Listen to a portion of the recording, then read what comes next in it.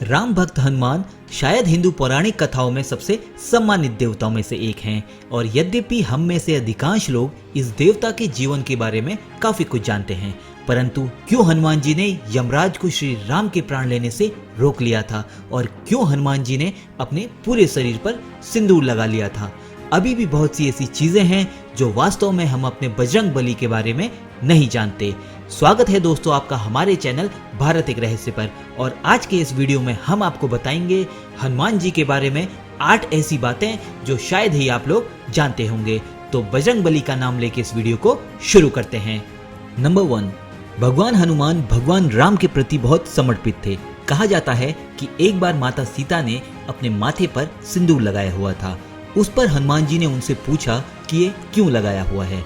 इस पर उन्होंने जवाब दिया, क्योंकि वह भगवान श्री राम की पत्नी है, इसीलिए सिंदूर उनके प्यार और सम्मान का प्रतीक है। तब हनुमान जी ने भगवान राम के प्रति अपने प्रेम को साबित करने के लिए अपने पूरे शरीर को सिंदूर से ढक दिया।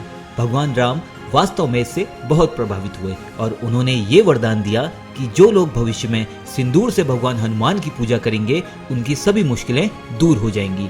तभी से हनुमान जी की मूर्ति पर सिंदूर लगाया जाता है। नंबर 2, हालांकि हनुमान जी एक ब्रह्मचारी थे, परंतु फिर भी भगवान हनुमान का एक पुत्र था, मकरध्वज।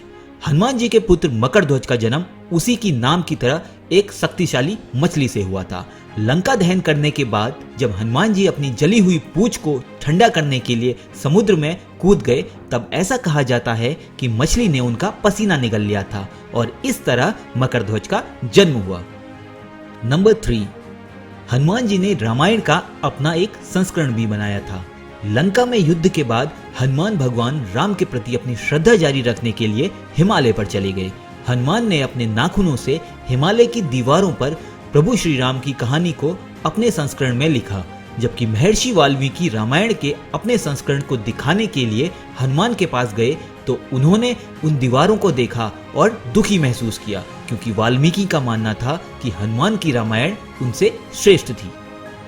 नंबर 4, ये जानकर आपको आश्चर्य होगा कि हनुमान जी और भीम दोनों भाई थे। भीम भी हनुमान जी की तरह वायु के पुत्र थे। एक दिन जब भीम जंगल में विचरण कर रहे थे तो उन्होंने देखा कि एक बंदर रास्ते में अपनी पूंछ के साथ सो रहा है। भीम ने उसे अपनी पूंछ हिलाने के लिए कहा, लेकिन बंदर ने ऐसा नहीं किया और भीम को इस पर क्रोध आ गया। भीम को अपने बल पर बहुत घमंड था। उसने पूरा जोर लगाया, परंतु हनुमान जी की पूंछ नहीं उठा सका। इसीलिए उन्होंने महसूस किया कि यह कोई साधारण बंदर नहीं है और दोनों हाथ जोड़कर उनसे माफी भी मांगी। नंबर 5, जब भगवान राम ने बैकुंठ की यात्रा के लिए अपने सांसारिक अस्तित्व को छोड़ने का फैसला किया तो उन्हें पता चला था कि हनुमान जी उन्हें ऐसा नहीं करने देंगे, क्योंकि वह एक महान भक्त थे।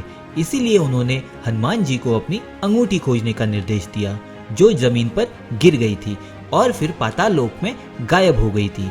हनुमान जी अंगूठी खोजने के काम पर गए और उनकी वहां मुलाकात आत्माओं के राजा से हुई, जहां उन्होंने बताया कि अंगूठी के गिरने का मतलब है कि भगवान श्री राम के अवतार के अंत का समय आ गया है।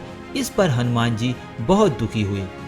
नंबर 6, हनुमान जी ने बीच सभा में अपना सीना चीर दिया था। यह तब हुआ जब एक बार सभाजनों ने हनुमान जी पर व्यंग करते हुए कहा कि क्या तुम्हारे मन में भी श्री राम हैं? तो इस बात पर हनुमान जी चकित रह गए और अपनी बात को साबित करने के लिए उत्साही भक्त ने प्रभु श्री राम और माता सीता की एक छवि को प्रकट करने के लिए अपनी छाती को बीच सभा में चीर दिया।